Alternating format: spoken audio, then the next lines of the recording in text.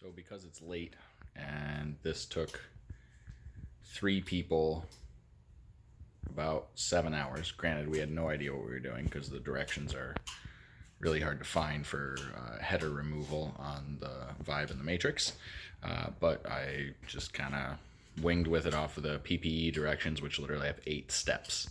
So just because it's late, I'm going to wear 2 headlamps and have a flashlight so you guys can see. Now, there is,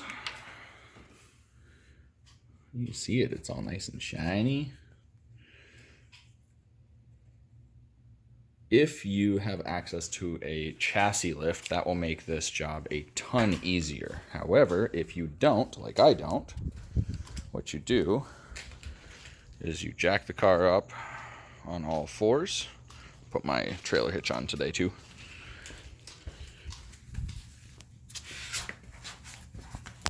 And you support it via the frame rails. See the one over there? And then that one actually, for some reason, the car wouldn't stay on all 4 of them, so I had to move that one further back on the suspension. I know that's not ideal, but I did it, and I'm awful, and I'm not dead, so fuck it. Now, up under here, a lot of people I saw online, and the one video I saw online was of a guy who replaced his header by taking off the valve cover and then replacing it that way. But what I did instead was the PPE method, which is to lower this whole cross member about 3 to 4 inches. I used a jack stand, or my floor jack, my 3-ton floor jack for the motor, because you do have to remove the rear motor mount. And then I used scissor jacks, because it's not very heavy, to support the cross member on both sides. That does make it a little bit hard to kind of maneuver around down here, but it was the easiest way to do it, and it had the header come out incredibly easy and then go back in incredibly easy as well. So here's what you're going to need to do. On the stock exhaust, you're going to need to remove the muffler, and then you're going to need to remove the mid pipe, which that apparently vibrated down. Yeah, I don't like these connectors that it came with. They're not very good. It'll be getting welded up tomorrow. You need to remove this cross brace right here. It's got 2 bolts. You need to pull the exhaust hangers out of the mid pipe, unbolt the mid pipe. It actually unbolts in the stock location right about that bracket right there. I don't know if you guys can see that, the one going straight up and down. That's where the stock header kind of unbolts because it's so much shorter than the PPE long tube header. Then you're going to need to undo those heat shields, which are not very hard. They're 12mm bolts, and it'll take you a variety of wrenches and sockets and whatever, and cursing and knuckle banging to get those off, but they do come off pretty easy. And then this is where it gets tricky as I scooch myself up under here. This hole here in the lower A-arm goes up to your, let's see if I can get the light on it, that bolt right there. That holds the this side. That's one of the bolts that holds this side of the cross member on. And then right here, oh, I gotta back up. This one is your other bolt. Do not take that off. That takes off your lower A-arm. Don't take off the inner bolt. Take off the outer bolt. That one. Bad juju, good juju. Bad juju, good juju. Same thing over on the other side here. You've got your 2 bolts here, your A-arm, and then your lower subframe assembly bolt. You're going to take the subframe assembly bolt off, and you are going to make sure at this point in time that it is supported with those scissor jacks or whatever other jacks you have. Personally, I put the scissor jacks under the rear of it back here instead of under the front or in the middle. Middle's probably better, but since it's so much closer in, it really restricts your ability to move back and forth in the car. So that's kind of a pain in the butt too. Now,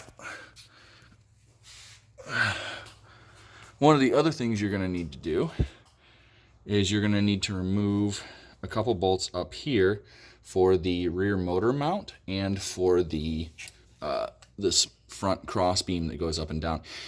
The directions actually tell you to remove the motor mount and the bracket entirely. You only need to remove the bracket from the cross member. You don't need to remove the motor mount entirely. They also talk about the subframe, but they don't talk about this front deal here. You don't need to remove this at all. The only thing you're going to need to remove is, let me switch my camera up a little bit, or my light up a little bit here. There we go. The only thing you're going to need to remove back in this part is these two bolts here are just for the actual subframe attaching to this thing here. This goes through the subframe to the motor mount. This goes through the subframe and through that support rail, whatever you want to call it, to the motor mount. And then in these holes here, let me back this up so you can see a little bit better. There we go. These holes here house the nuts for the back of the motor mount, which is right there. Now, when you try to lower this subframe, you're gonna have it hanging up on the steering rack. So then what you need to do, once you have that all set and you have your jack stands all set, you're gonna need to go inside the car under the steering wheel, and you're gonna need to remove this piece right here, which is attached with lights. 1, 2 little white plastic dealies. Actually, the other one might be, no, that's it, yeah. And then that is going to pull right off, and behind that there is a 12mm bolt that will hold your steering input shaft from the steering wheel into the little device that holds it onto the steering rack. Once you take that off, then you can lower the rest of the subframe assembly. You realistically only need to lower it about 3 to 4 inches, although I lowered it a good like 5, just because it made it a ton easier to reach everything, a ton easier to get up in at everything. It just made it, everything was easier. So that's what I did. You do you. Let's see if I can get a light up in here. You can see the other bolt for the motor mount there, but you do not need to take that one out.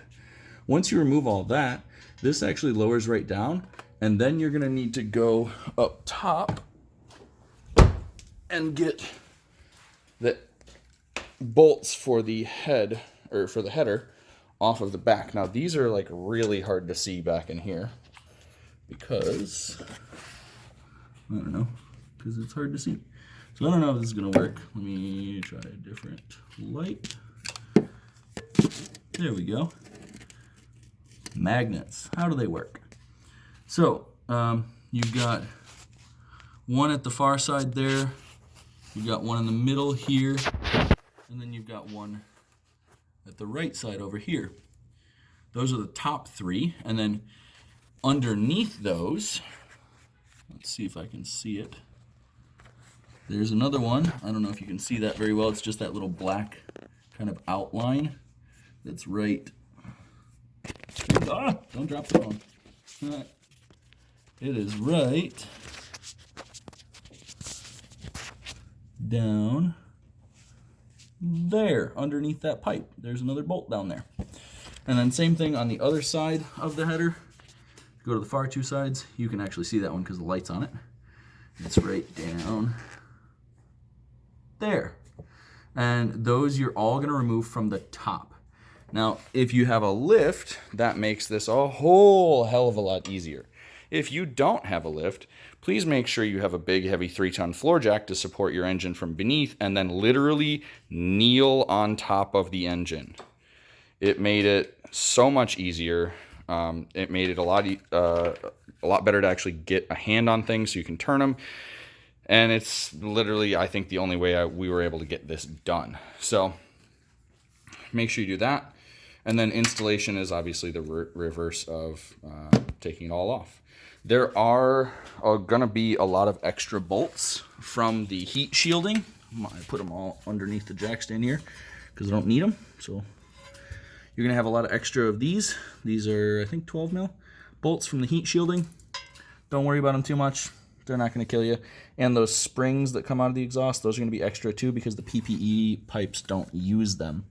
Other than that, that's about it. So I guess I'll start it up and see what you guys think. Get these stupid headlamps off.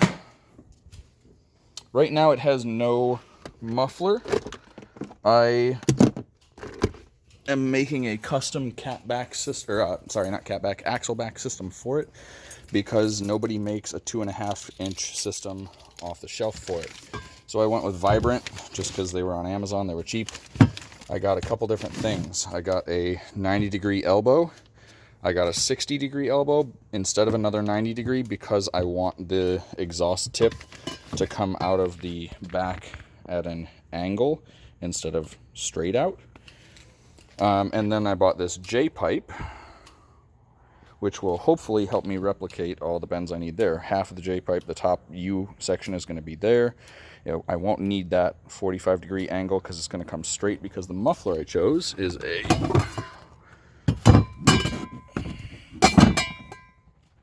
Borla Pro XS. It's one of their quieter ones, I hope.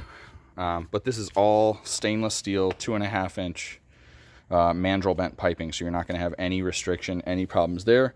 And then I went and got one of those Chinese V-band replica knockoff deals, and it's stainless, so hopefully it'll work and I won't have any problems.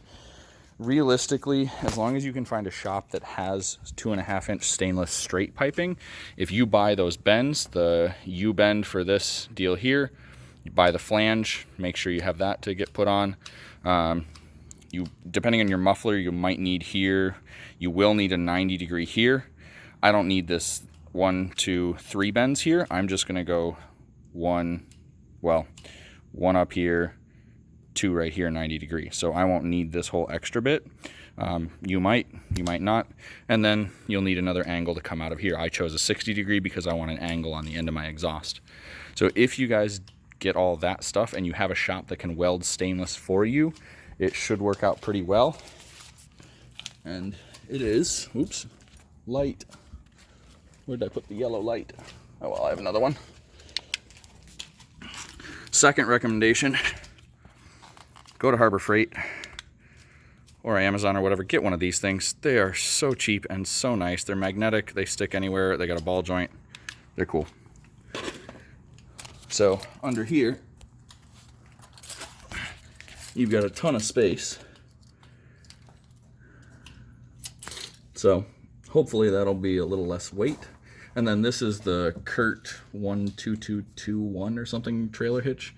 That wire that screwed in really nice. You just have to get it's kind of weird to find, but it was an M12 by 1.25 pitch tap to tap these out because the holes in the frame rails will be really rusty. So that's pretty much it. Let me start it up for you guys. I'll show you at least what it sounds like with no muffler. And then hopefully I'll be getting a muffler tomorrow.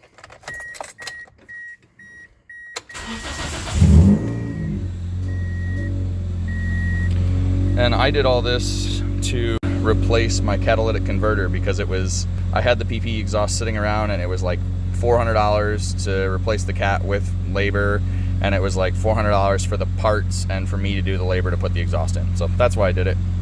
But it sounds good.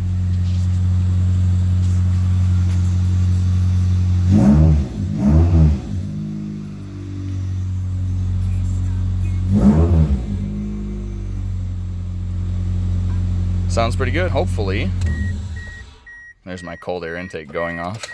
Hopefully the Borla XS will make it sound even better tomorrow when that gets all put on. So there she is, and I guess I'll get under here and show you guys the PPE long tubes one last time before I say goodbye. So there's a high flow cat.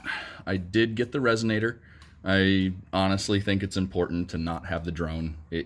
These are daily driver cars. Unless you're making a track toy or rally car, you're gonna want the resonator. PPE logo, cause it's awesome. And then let's go up under here and look at all the shiny things. I got the one with the spiked collector, cause you know, if you're gonna go big, you might as well be really dumb about it like I am. Paid way too much for the exhaust, but it's worth it. There's a better view of the bottom bolts, so you guys can see those. There we go. Yeah. So it's nice, it's shiny, it's long tube, it's very well done. It's beautiful piece of machining. Absolutely worth the money. Just, you know, I probably should have bought a newer car. But I love it, and it's teaching me things. So hope you guys enjoyed it. If you have any questions, feel free to comment or ask me what's up, and I'll try to answer to the best of my ability.